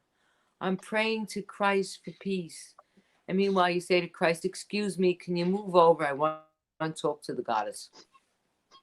That's really, if you are living under that much restriction, that's the only way to do it. And then Well, I also teach a class on tarot magic. Tarot magic is fascinating. Once you learn the tarot, you'll learn that the tarot doesn't only predict, but can create. So let's say you want to do a spell and you don't want anybody mhm. to see. You can lay out a tarot spread. You can lay out 3 cards. Let's just choose 3 cards. The Chariot, because Mhm. you want to move forward with your magic. The Mhm. High Priestess and the Magician. So you put out Mhm. those 3 cards on a table, and you could place crystals on top. And if someone's come in the place or the room, or you don't want them to see it, 1, 2, 3, zip, gone in the drawer. No one knows. If you're living Absolutely. on someone else's roof and you cannot practice openly, then find kindred spirit outside, and maybe someone Go to has their a home, house. have a little gathering in. You don't have to be initiated to be a witch within here and here in your heart and your mind. It's Mhm. what's within you. Nothing could stop it Absolutely. No. until you get to the point where you can be free enough to go out and find. I mean, there are a lot of closet witches, teachers, lawyers, doctors, all kinds of professions. They don't walk Mhm. around wearing pointed hats saying, hi, I'm a witch. They didn't No. choose to make it their profession. I did, but it's not for everyone. Absolutely. I know a lot Yep. of witches are quiet. They're in the broom closet, so to speak. Um, and they have varied professions, Mhm. and they have to keep it quiet. I came out of the closet in 1975. Uh, Good for you.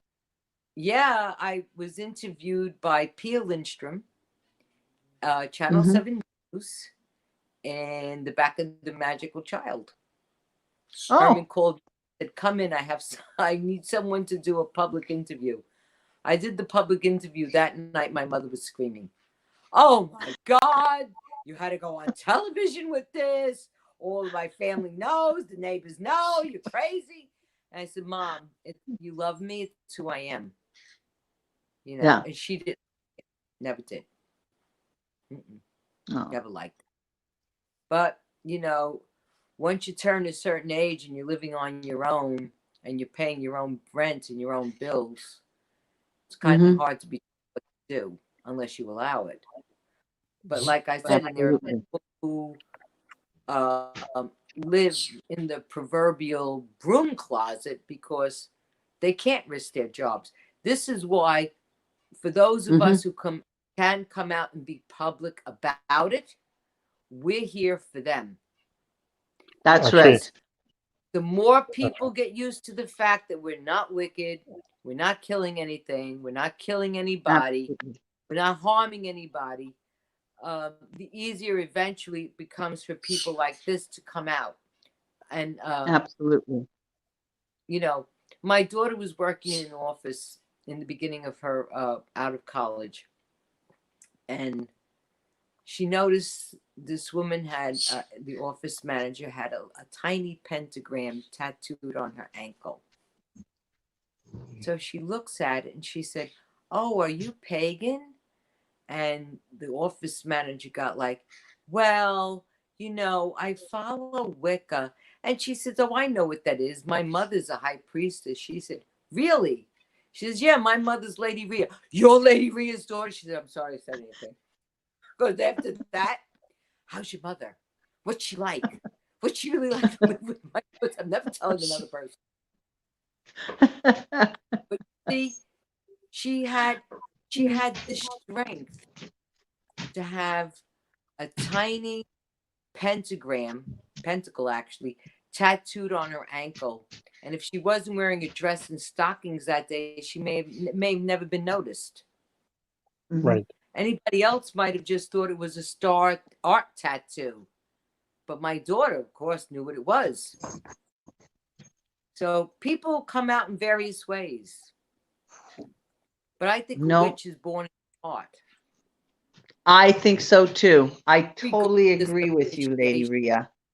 It's in your heart. I totally, and you know who you are. do. You don't have to be public about it like I chose to be. It's hard. Listen, this was a very pioneer position to come out and do this. No, for sure. No. I'm smoking a lot tonight. That's okay. You're allowed. You're at home, right? Totally. Yeah, I've had 3 cigarettes already. Oh my God, it's a lot for me. Oh my goodness But gracious. okay, the more I talk about the craft, the more the cigarettes get lit. Definitely. So I'm going to. People that don't smoke and you smoke and you got to cut out a circle and go smoke in another room, come back in. Oh yeah. Years ago, I remember those days. I wanted to talk about now you do workshops. You had mentioned you also, teach people. Do you have upcoming workshops? Because I noticed, I'm your Facebook friend, so I've noticed that you had posted a few of those, right? And how do people get in touch with you if they want to do some of these workshops? Well, the mostly on Facebook or Instagram. I'm on Instagram under Lady Rhea Enchanted. I don't post them on my webpage. That's mostly just for business, for ordering candles. I'm on Facebook, but right now, October 22nd, I'm actually going to be doing a series of live rituals with occult master class. TJ Vansel and his wife Amanda will be hosting me once a month. October 22nd, I'm doing a live Santa Muerte ritual for love, for money, and protection. I'm crossing. November 14th, I'm doing a live Diwali ritual, which is not, I'm going to say it again, not a traditional Hindu Diwali, but a Diwali is a devotion to her. I'm not a Hindi, and so, the Hindus get mad when they hear this. Traditional Hindu women have said to me, "You're not Hindu." And I said, "She don't care." She don't. She loves it. She responds. She's been responding to me since 82. And for many clients because they like the attention, the prayer, and they love people. Absolutely. You know, they don't have Absolutely. about, oh, well, you're not my culture, so I'm not going to honor you, but you could honor Mm-hmm. me. It doesn't work like that. They love Mm-hmm. humanity. They love people, and they love the honor, and they like to answer prayer. So I will be doing that, and then for Yule, I'm actually going to be doing a Yule herbal um, creation, teaching everyone how to enchant an herbal bath for Yule, and teaching them how to actually make them for Yule gifts because it's a gift giving Nice. time. And then in January, I'm going to be doing another Santa Muerte for the New Year because let's face it, New Year's has always been represented as Santa Muerte.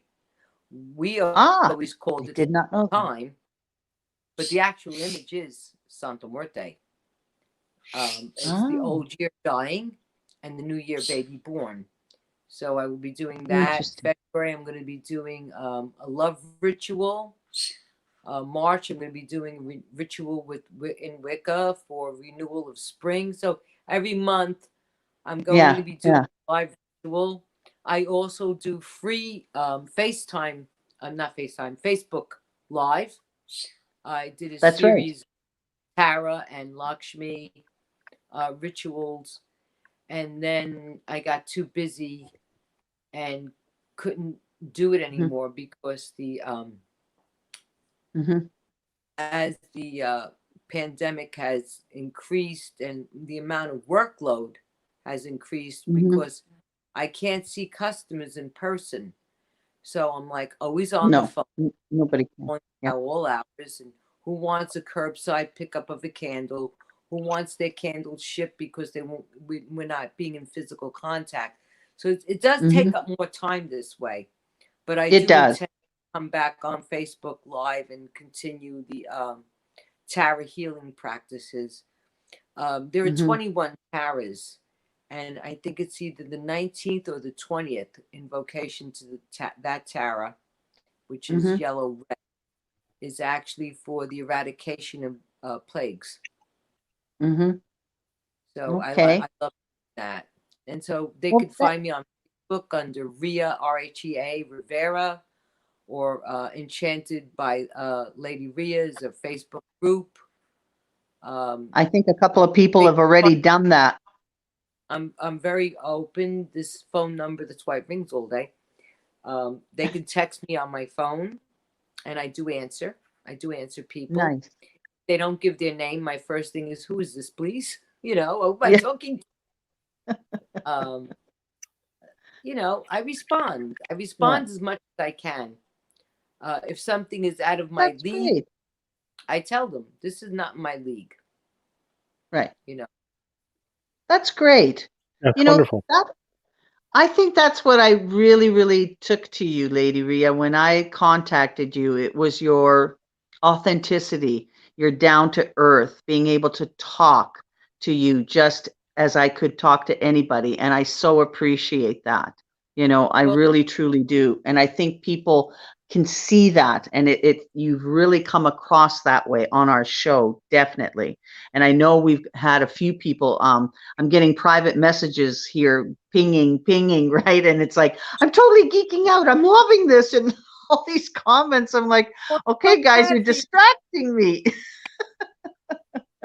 Claire is saying, cool, Malvin, going to follow Lady Rhea also. So we've Lady Rhea, you've got a following here. I have a public page, Lady Rhea, on Facebook. They can find me there and write to me. I answer people on Facebook under the Lady Rhea page, a fan page. People message me all the time. I answer them. I answer everybody, you know, as much as I can. But that's why I said it's like speaking to deity. You have to be just upfront and honest with deity and tell them, look, this is what I need. And if they don't answer after a while, I tell them, where you look. Hello. Okay, let's get it with it. But absolutely, it's not being expressive to deity, but in circle. Circle is a Mhm. completely different thing. I Absolutely.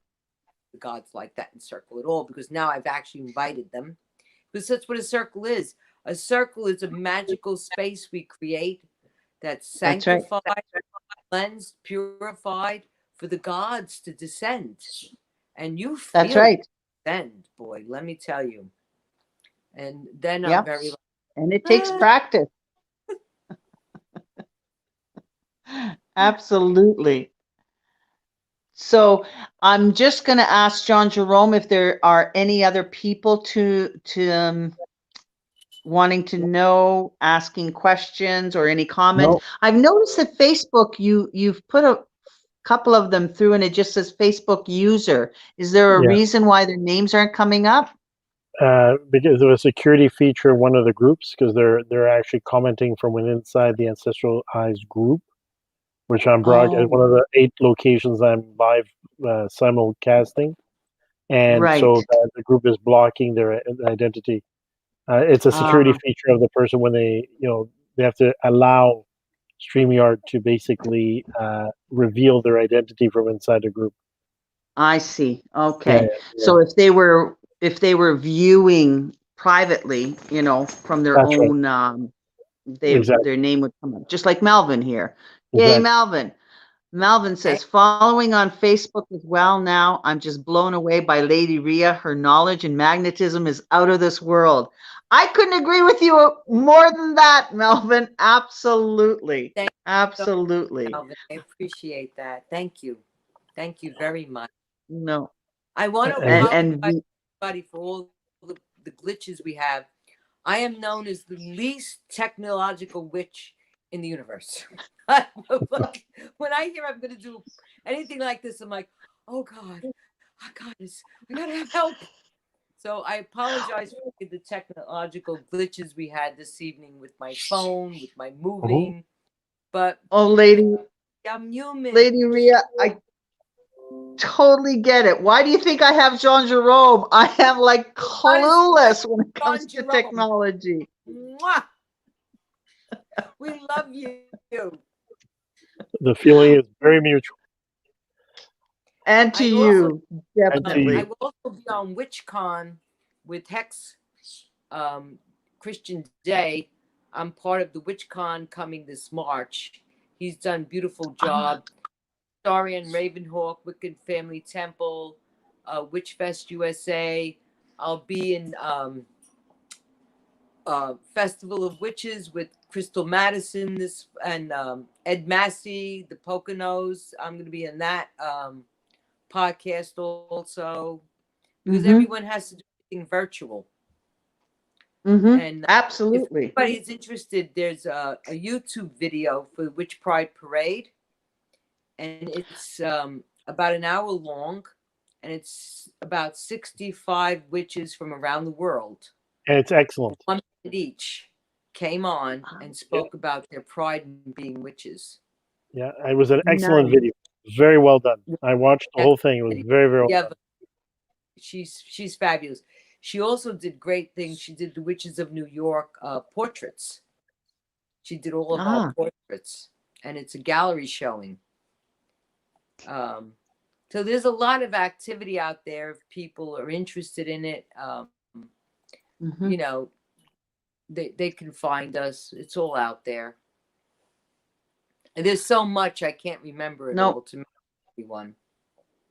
But I will be with Crystal Madison. I will be with the Poconos, Ed Massey. They do a great show.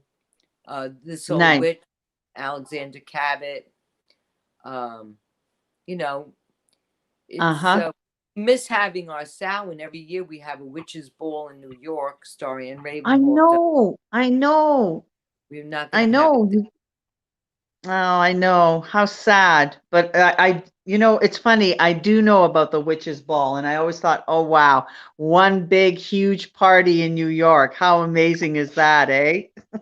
Oh, yeah. Ashley Cruz was a big performer last year, and she was part of Witch Pride, and she wrote this beautiful song called Blessed Be, and she released the video recently with Alexander Cabot. It's absolutely gorgeous. You got to see Ashley Cruz and Alexander Cabot in the Blessed Be video. It's fabulous. Nice. The Temple of Hecate has virtual every Monday night healing ritual. You can join in. Contact the Temple of Hecate, TOH, on Facebook. Mhm. She's fabulous, Lori Bizarro. She's also the acting High Priestess presently for the New York Coven of Witches. Mhm. As Mhm. mother now.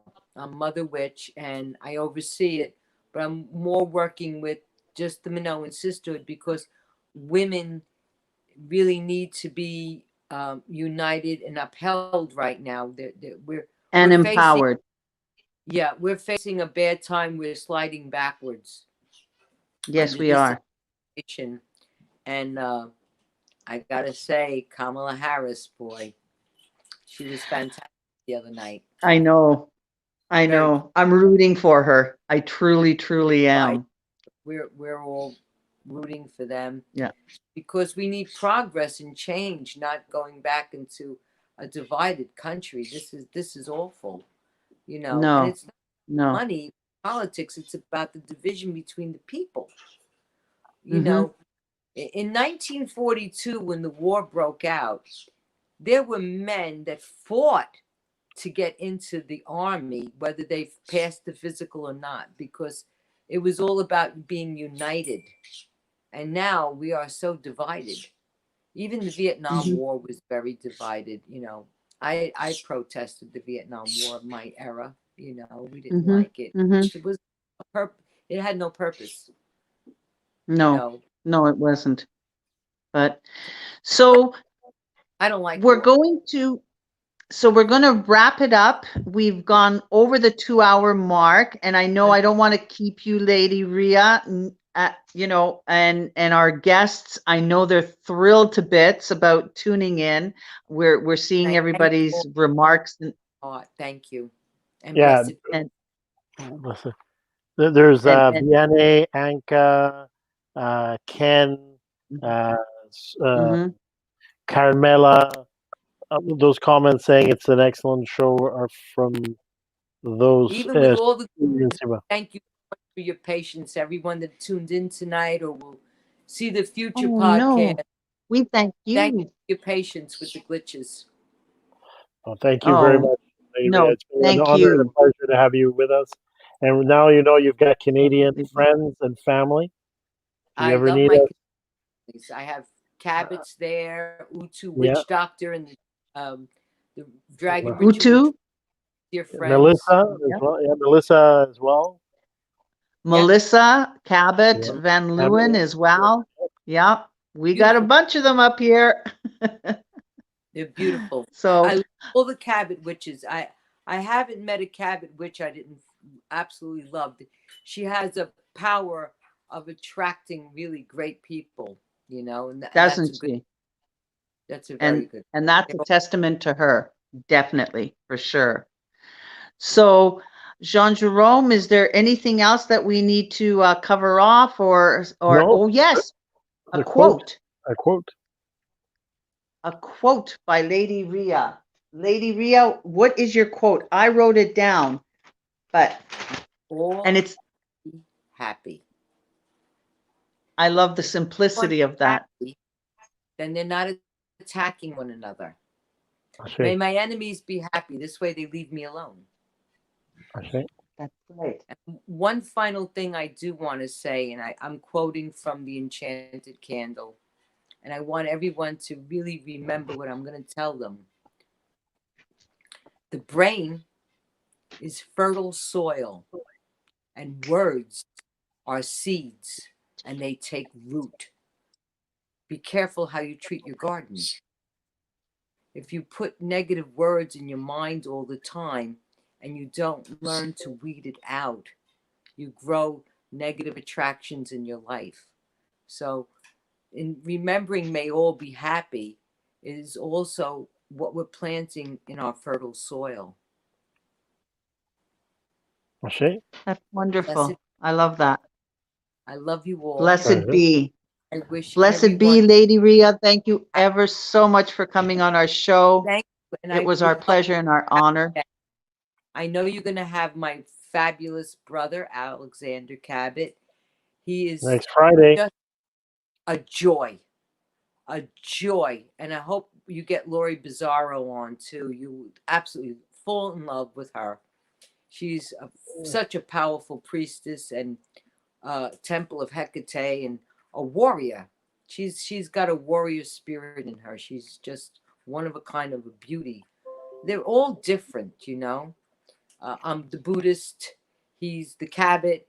She's the warrior. But we all come together as one family, all of us here, and work our magics together by recognizing our different strengths. And that's the way it should be. That's you need that in We all order bring something to to the pot. absolutely. Absolutely. Okay, well, thank you again for having me. Thank God you, and God Lady Rhea. both keep you all safe, everyone out Thank you. there. My love to all. May all be happy. And I'm going to say, hail and farewell. Blessed be.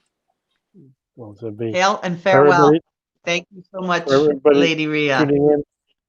Thank you. Many blessings, everybody tuning in. Be safe in Canada. For Yes. those Canadians watching, this is our Thanksgiving.